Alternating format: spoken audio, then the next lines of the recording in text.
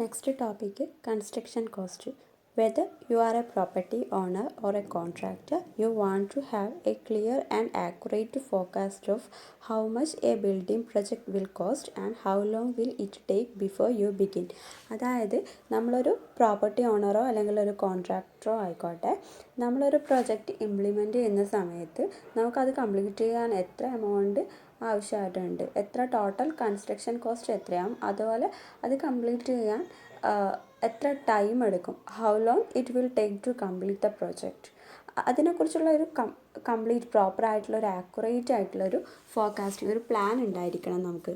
അപ്പോൾ construction cost plan ചെയ്യുന്ന സമയത്ത് നമുക്ക് സെർട്ടൻ തിങ്സിനെ ബേസ് ചെയ്തുകൊണ്ടായിരിക്കണം അത് പ്ലാൻ ചെയ്യേണ്ടത്.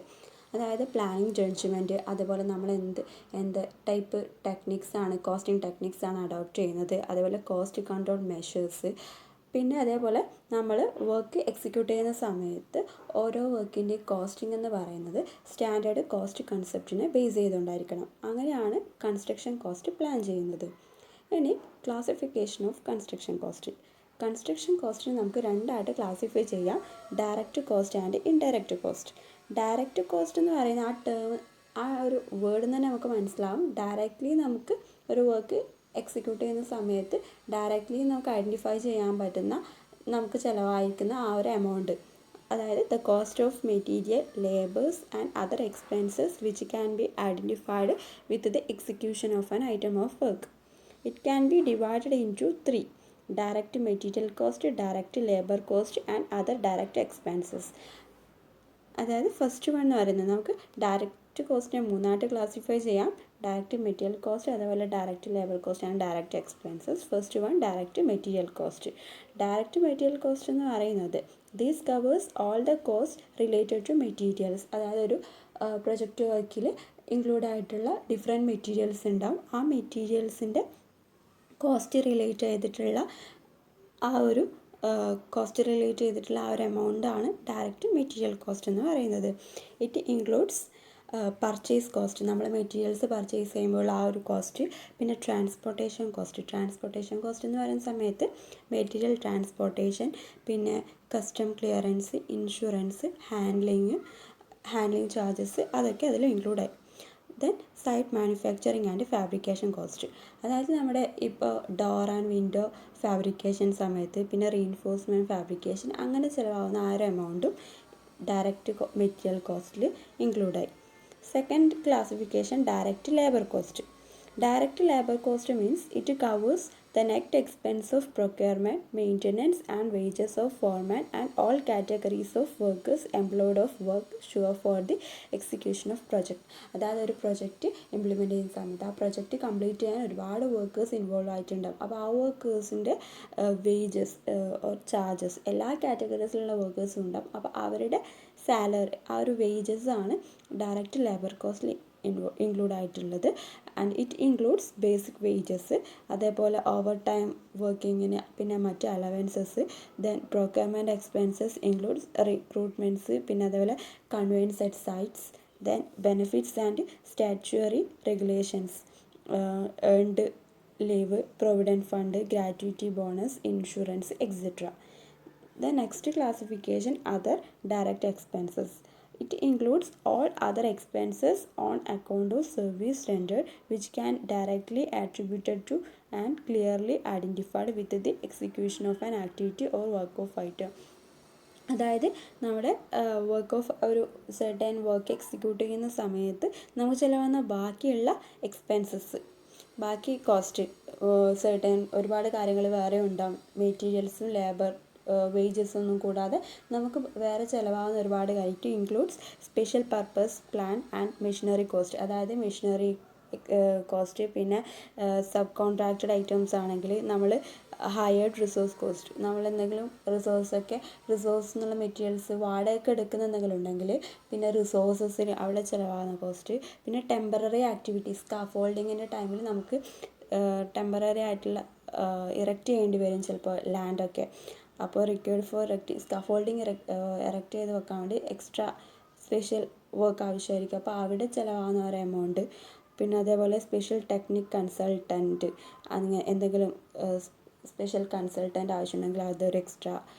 കോസ്റ്റാണ്. പിന്നെ ഇൻവെസ്റ്റിഗേഷൻ അല്ലെങ്കിൽ ഒരു ട്രയൽ വർക്ക് നമുക്ക് ആവശ്യമാണ് അത് കംപ്ലീറ്റ് ചെയ്യാൻ വേണ്ടിയിട്ട്. അപ്പോൾ ആ ഒരു ട്രയൽ വർക്കൊക്കെ എക്സ്ട്രാ ഒരു എമൗണ്ട് ആണ്. സോ അതൊക്കെ ഡയറക്റ്റ് എക്സ്പെൻസിൽ വരും, അതർ ഡയറക്റ്റ് എക്സ്പെൻസിൽ വരുന്ന പാർട്ടാണ്. കോസ്റ്റ് ഓഫ് കൺസ്ട്രക്ഷനെ രണ്ടായിട്ട് ക്ലാസിഫൈ ചെയ്യാമെന്ന് പറഞ്ഞു, direct cost and indirect cost. Direct cost and its classification already നോക്കി. ഇനി എന്താണ് ഇൻഡയറക്റ്റ് കോസ്റ്റ് എന്ന് നോക്കാം. It includes all cost which are attributed to a given project but cannot identified with the performance of a specific activity or work packages. അതായത് ഒരു project അതിൽ certain works implement ചെയ്യുന്ന സമയത്ത് നമുക്ക് അതിൻ്റെ പെർഫോമൻസിലൂടെ ഡയറക്റ്റ്ലി എത്ര എമൗണ്ട് ചിലവായി എന്നുള്ള കാര്യം ഐഡൻറ്റിഫൈ ചെയ്യാൻ പറ്റാത്ത ഒരുപാട് വർക്ക്സ് ഉണ്ടാവും. അത്തരം ആ ഒരു കോസ്റ്റ്, അത്തരം ചിലവാണ് നമുക്ക് ഡയറക്റ്റ്ലി ഐഡൻറ്റിഫൈ ചെയ്യാൻ പറ്റാത്ത ആ ഒരു എമൗണ്ടാണ് ഇൻഡയറക്റ്റ് കോസ്റ്റിൽ ഇൻക്ലൂഡ് ചെയ്തിട്ടുള്ളത്. It constitute a significant amount compared to the direct cost. Direct കോസ്റ്റിനെ കമ്പയർ ചെയ്യുന്ന സമയത്ത് ഒരു സിഗ്നിഫിക്കൻറ്റ് എമൗണ്ട് ഇൻഡയറക്റ്റ് കോസ്റ്റായിട്ടും ചിലവാകുന്നുണ്ട്. All the cost other than direct cost are covered in indirect cost. Direct കോസ്റ്റിൽ എന്തൊക്കെയാണ് ഇൻക്ലൂഡ് ചെയ്യുന്നതെന്ന് ഓൾറെഡി പറഞ്ഞു. അപ്പോൾ ഡയറക്റ്റ് കോസ്റ്റിൽ ഇൻക്ലൂഡ് ആവാത്ത ബാക്കിയെല്ലാം ഇൻഡയറക്റ്റ് കോസ്റ്റിൽ ഇൻക്ലൂഡ് ആയതായിരിക്കും. Range of indirect cost depends upon the nature of work and it varies from 7.5 to 35% of total cost. അതായത് നാച്ചർ ഓഫ് വർക്കിനെ ബേസ് ചെയ്തിട്ട് ഇൻഡയറക്റ്റ് കോസ്റ്റിൻ്റെ റേഞ്ച് വാരി ചെയ്യുന്നുണ്ട് 7.5 to 35% ഓഫ് ടോട്ടൽ കോസ്റ്റ് ആയിട്ട്. Next classification based on nature of cost. Indirect കോസ്റ്റിനെ മൂന്നായിട്ട് classify ചെയ്യാം. Direct കോസ്റ്റിനെ ക്ലാസിഫൈ ചെയ്തതുപോലെ തന്നെ ഇൻഡയറക്റ്റ് കോസ്റ്റിനെ നാച്ചർ ഓഫ് കോസ്റ്റിൻ്റെ ബേസിസിൽ മൂന്നായിട്ട് ക്ലാസിഫൈ ചെയ്യാം. First one indirect material cost, second one indirect labour cost, third one other indirect expenses. Indirect material cost includes treatments, tool, minor equipments, consumable materials. അതായത് ഇപ്പോൾ ഒരു പ്രൊജക്റ്റ് വർക്ക് ഇംപ്ലിമെൻറ്റ് ചെയ്യുന്ന സമയത്ത് ഒരുപാട് മൈനർ വർക്ക്സ് നടക്കും. അപ്പോൾ ആ മൈനർ വർക്ക്സിൽ ആവശ്യമായിട്ടുള്ള മെറ്റീരിയൽസ്, എക്യുപ്മെൻറ്റ്സ്, ടൂൾസ് അതിനൊക്കെ ചിലവാകുന്ന ആ ഒരു എമൗണ്ടാണ് ഇൻഡയറക്റ്റ് മെറ്റീരിയൽ കോസ്റ്റ് എന്ന് പറയുന്നത്. Indirect labour cost means salary and wages of supervisors, salary and wages of other indirect workers. അതായത് ഇപ്പോൾ പറഞ്ഞതുപോലെ മൈനർ വർക്ക്സിൽ ഇൻവോൾവ് ആയിട്ടുള്ള ഒരുപാട് വർക്കേഴ്സ് ഉണ്ടാവും. അതുപോലെ മറ്റ് പല വർക്ക്സിൽ ഇൻവോൾവ് ആയിട്ടുള്ള ഒരുപാട് കാറ്റഗറീസിൽ വരുന്ന വർക്കേഴ്സ് ഉണ്ടാവും. അവരുടെ വേജസ്, അതേപോലെ സൂപ്പർവൈസേഴ്സ് സാലറി, അതൊക്കെയാണ് ഇൻഡയറക്റ്റ് ലേബർ കോസ്റ്റിൽ വരുന്നത്. ആൻഡ് നെക്സ്റ്റ് എന്ന് പറയുന്നത് other indirect expenses. Other indirect expenses means plan hiring cost ഒക്കെയാണ് അതിൽ ഇൻക്ലൂഡ് ചെയ്തിട്ടുള്ളത്. നെക്സ്റ്റ് ക്ലാസിഫിക്കേഷൻ എന്ന് പറയുന്നത് ഇൻഡയറക്റ്റ് കോസ്റ്റിന് നമുക്ക് ഇപ്പോൾ നാച്ചർ ഓഫ് കോസ്റ്റിൻ്റെ ബേസിൽ മൂന്നായിട്ട് ക്ലാസിഫൈ ചെയ്തു. നെക്സ്റ്റ് എന്ന് പറയുന്നത് പെർഫോമൻസ് കൺസിഡറേഷൻ്റെ ബേസിൽ നാലായിട്ട് ക്ലാസിഫൈ ചെയ്യാം. They are production overheads, external support service cost, administration overheads and home office overhead. First one എന്ന് പറയുന്നത് production overhead. Production overhead means these includes indirect manpower, indirect materials and other indirect expenses incurred by each production responsibility centre. അതായത് ഒരു production responsibility centre, production responsibility centre means ഒരു construction company. അപ്പോൾ അവർക്ക് ചിലവാകുന്ന ഒരുപാട് indirect ആയിട്ടുള്ള expenses ഉണ്ട്. Which means man power, indirect ആയിട്ടുള്ള മാൻ പവർ, നമുക്ക് എന്തെങ്കിലും ഇൻഡയറക്റ്റ് ആയിട്ടുള്ള മെറ്റീരിയൽസ്, പിന്നെ അതിൻ്റെ മെയിൻ്റെനൻസ്, പിന്നെ പേഴ്സണൽ ക്ലീനിങ്, അതിൻ്റെ ക്ലീനിങ്, അങ്ങനെയുള്ള കാര്യങ്ങൾ ഒരു പ്രൊഡക്ഷൻ റെസ്പോൺസിബിലിറ്റി സെൻറ്ററിന് ചിലവാകുന്ന ആ ഒരു ഇൻഡയറക്റ്റ്ലി ചിലവാകുന്ന ആ ഒരു കോസ്റ്റാണ് പ്രൊഡക്ഷൻ ഓവർ ഹെഡ് എന്ന് പറയുന്നത്. നെക്സ്റ്റ് എന്ന് പറയുന്നത് external support service cost. Which means these includes indirect manpower, indirect materials and other indirect expenses of the functional setups concerned with providing technical and logistic support to the production center. അതായത് production സെൻറ്ററിന് ഒരു project implement അല്ലെങ്കിൽ execute ചെയ്യുന്നതിന് മുമ്പ് ഒരുപാട് features നോക്കാനുണ്ട്. അവർക്ക് plan ചെയ്യണം, proper planning വേണം. അപ്പോൾ ആ പ്രോപ്പർ പ്ലാനിങ് കംപ്ലീറ്റ് ചെയ്യണമെങ്കിൽ അവർക്ക് ഒരുപാട് ബ്രാഞ്ചസ് എന്നുള്ള ഹെൽപ്പും സപ്പോർട്ടും ഒക്കെ അവർക്ക് ഉണ്ടാവണം. അപ്പോൾ അഡീഷണൽ ആയിട്ടുള്ള ഒരുപാട് ടെക്നിക്കലായിട്ടുള്ള കാര്യങ്ങൾ അവർക്ക് ആവശ്യമായിട്ട് വരും. അപ്പോൾ അങ്ങനെ എക്സ്റ്റേണലി ഔട്ട്സൈഡിൽ നിന്ന് കിട്ടുന്ന ആ ഒരു ടെക്നിക്കൽ ഹെൽപ്പിന് കോസ്റ്റ് കൊടുക്കേണ്ടി വരും. അതുപോലെ മെറ്റീരിയൽസ്, അതുപോലെ അങ്ങനെ മാൻ പവർ, അങ്ങനെ വരുന്ന അഡീഷണലി കൊടുക്കേണ്ട ഒരു പ്രൊഡക്ഷൻ സെൻറ്ററിന് അഡീഷണലി അവരുടെ വർക്ക് കംപ്ലീറ്റ് ചെയ്യാൻ എത്ര ചിലവാകുന്നുണ്ടോ ആ ഒരു എമൗണ്ടാണ് എക്സ്റ്റേണൽ സപ്പോർട്ട് സർവീസ് കോസ്റ്റ് എന്ന് പറയുന്നത്. എക്സ്റ്റേണലി അവരുടെ പ്രൊജക്റ്റ് കംപ്ലീറ്റ് ചെയ്യാൻ എന്തൊക്കെ സർവീസാണോ ആവശ്യമായിട്ടുള്ള ആ സർവീസിന് ആവശ്യമായിട്ടുള്ള എല്ലാ ചിലവാകുന്ന ആ ഒരു എമൗണ്ടാണ് എക്സ്റ്റേണൽ സപ്പോർട്ട് സർവീസ് കോസ്റ്റ് എന്ന് പറയുന്നത്. It includes technical design and quality control services, material at site manufacturing services, equipment supply services, personnel and security services, general services including temporary works and camp utility services. അതായത് first one എന്ന് പറയുന്നത് technical design and quality control services. അതായത് മെറ്റീരിയൽസിൻ്റെ ഓരോ design, technical design, പ്ലാനിങ്ങിൻ്റെ ഒക്കെ design, പിന്നെ അതുപോലെ quality control services means മെറ്റീരിയൽസിൻ്റെ ഒക്കെ ക്വാളിറ്റി കൺട്രോൾ, പിന്നെ മാനുഫാക്ചറിങ് സർവീസസ്, സൈറ്റിൽ മെറ്റീരിയൽസിൻ്റെ മാനുഫാക്ചറിങ് സർവീസസിന് വേണ്ടിയിട്ടുള്ള അങ്ങനെ ചിലവാകുന്ന ഒരു എമൗണ്ട്, പിന്നെ സൈറ്റിൽ എക്യുപ്മെൻറ്റ് സേഫ്റ്റി നമ്മൾ എൻഷുർ ചെയ്യണം, അപ്പോൾ അതിന് ഒരു സെർട്ടൻ എമൗണ്ട് ചിലവാകും. പിന്നെ അതുപോലെ പേഴ്സണലായിട്ടുള്ള സെക്യൂരിറ്റി സർവീസസ് ഉണ്ടായിരിക്കണം, നമ്മൾ വർക്കേഴ്സിൻ്റെ സേഫ്റ്റി നോക്കണം, അപ്പോൾ അങ്ങനെയൊക്കെ എക്സ്ട്രാ ചിലവാകും. പിന്നെ general services including temporary works and camp utility services, which means നമുക്ക് ഒരുപാട് ടെമ്പററി വർക്ക്സ് ഉണ്ടാകും, അപ്പോൾ അങ്ങനെ ചിലവാകുന്ന ആ ഒരു എമൗണ്ടും എക്സ്റ്റേണൽ സപ്പോർട്ട് സർവീസ് കോസ്റ്റിൽ ഇൻക്ലൂഡ് ആവും. നെക്സ്റ്റ് എന്ന് പറയുന്നത് അഡ്മിനിസ്ട്രേഷൻ ഓവർ ഹെഡ്സ് ആണ്. Administration overheads means these includes indirect manpower, indirect materials and other indirect expenses incurred by the project management for the direction, control and administration of the project. അതായത് ഒരു പ്രൊജക്റ്റിൻ്റെ പ്രോപ്പറായിട്ടുള്ള administration, properly ആ project execute ചെയ്യണമെങ്കിൽ ഒരുപാട് കാര്യങ്ങൾ നമ്മൾ നോക്കണം. അത് പ്രോപ്പർലി ഡയറക്റ്റ് ചെയ്യണം, അത് പ്രോപ്പർലി കൺട്രോൾ ചെയ്യണം. അപ്പോൾ ഒരു പ്രൊജക്റ്റ് മാനേജ്മെൻറ്റിന് ഒരു ടീം ഉണ്ടാവും. ആ ടീം അവർക്ക് ചിലവാകുന്ന ആ ഒരു എമൗണ്ട്, അതായത് it includes office management cost, ആ പ്രൊജക്റ്റ് മാനേജ്മെൻറ്റിൻ്റെ ഓഫീസ് മാനേജ് ചെയ്യാൻ വേണ്ടിയിട്ടുള്ള അവർക്ക് ചിലവാകുന്ന ഒരു കോസ്റ്റ്. പിന്നെ ആ പ്രോജക്റ്റ് മാനേജ്മെൻറ്റിൻ്റെ പർപ്പസ് എന്ന് പറയുന്നത് നമ്മുടെ പ്രൊജക്റ്റ് വർക്ക് കൺട്രോൾ ചെയ്യുക, അതുപോലെ ഡയറക്റ്റ് ചെയ്യുക, സജഷൻസൊക്കെ കൊടുക്കുക, അപ്പോൾ അതിന് വേണ്ടി പ്ലാൻ ചെയ്യുക പ്രോപ്പർലി, അപ്പോൾ ആ പ്ലാനിങ്ങിനും കോർഡിനേറ്റിങ്ങിനൊക്കെ അവർക്ക് ചിലവാകുന്ന ആ ഒരു എമൗണ്ട്. പിന്നെ ടെക്നിക്കൽ എന്തെങ്കിലും സ്കിൽസ് ഉണ്ടെങ്കിൽ അതിന് വേണ്ടിയിട്ട് ചിലവാകുന്ന ആ ഒരു കോസ്റ്റ്. ദെൻ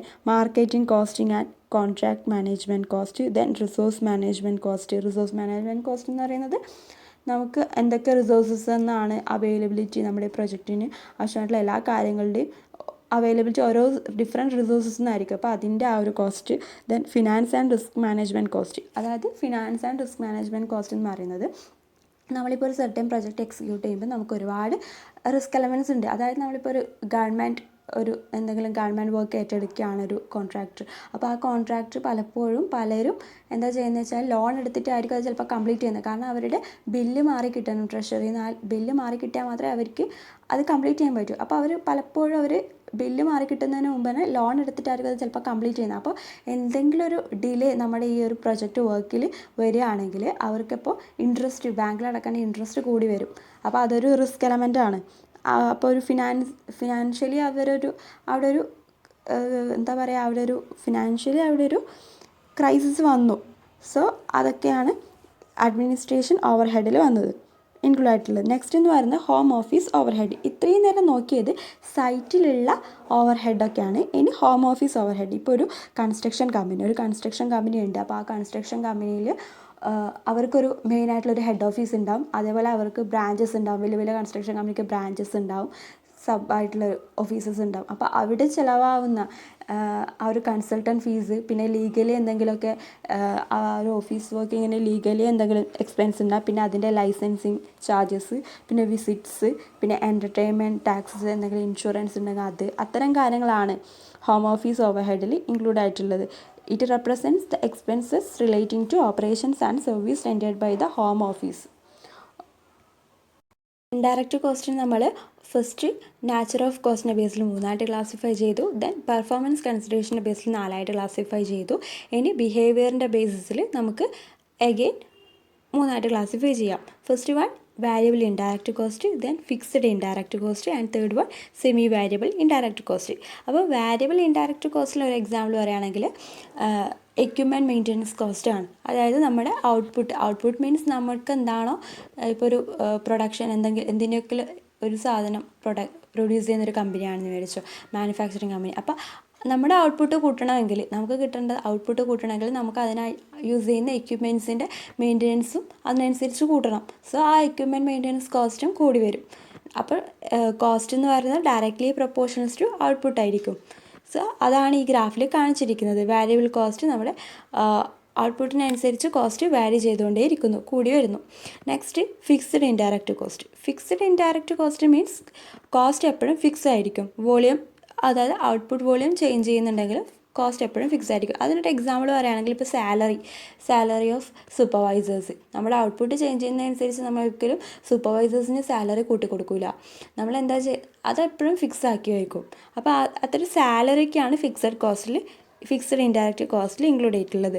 നെക്സ്റ്റ് വൺ എന്ന് പറയുന്നത് സെമി വാരിയബിൾ ഇൻഡയറക്റ്റ് കോസ്റ്റ് ആണ്. സെമി വാരിയബിൾ ഇൻഡയറക്റ്റ് കോസ്റ്റിന് ഒരു ഗുഡ് എക്സാമ്പിൾ എന്ന് പറയുന്നത് ഇലക്ട്രിസിറ്റിയാണ്. അതായത് ഇലക്ട്രിസിറ്റി എന്ന് പറയുമ്പോൾ നമ്മളെപ്പോഴും ബേസ് റേറ്റ്, ആ സർവീസിൻ്റെ ബേസ് റേറ്റ് എപ്പോഴും കോൺസ്റ്റൻ്റ് ആക്കി വെക്കും. ഇത്രയാണ് ഒരു ഇലക്ട്രിസിറ്റി ബില്ല് കോൺസ്റ്റൻ്റ്ലി എപ്പോഴൊരു ഒരു സെർട്ടൈൻ ഔട്ട്പുട്ട് ഉണ്ടാക്കണമെങ്കിൽ നമ്മൾ സെർട്ടൈൻ റേറ്റ് എപ്പോഴും ഇത്ര ഇലക്ട്രിസിറ്റി ബില്ലാവുന്നുള്ള കാര്യം നമ്മളിവിടെ കോൺസ്റ്റൻ്റ് ആക്കി വെക്കും. പക്ഷെ നമുക്ക് എന്ത് ചെയ്യണം, നമ്മുടെ ഔട്ട്പുട്ട് പ്രൊഡക്ഷൻ എന്ന് പറയുന്നത് കൂട്ടണം. ഔട്ട്പുട്ട് കൂട്ടണമെങ്കിൽ നമ്മൾ എന്ത് ചെയ്യും, ഈ ഫിക്സഡ് ആക്കി വെച്ചതിൽ നിന്ന് പിന്നെയും കൂടും നമ്മുടെ ഇലക്ട്രിസിറ്റി ബില്ല്. അതുപോലെ കമ്പനിയുടെ ഇലക്ട്രിസിറ്റി ബില്ല് കൂടും, പവർ കൺസപ്ഷൻ കൂടും. സോ അവിടെ എന്ത് ചെയ്തു, ആ ഫിക്സഡ് എന്നൊരു വേരിയേഷൻ ഉണ്ടായി.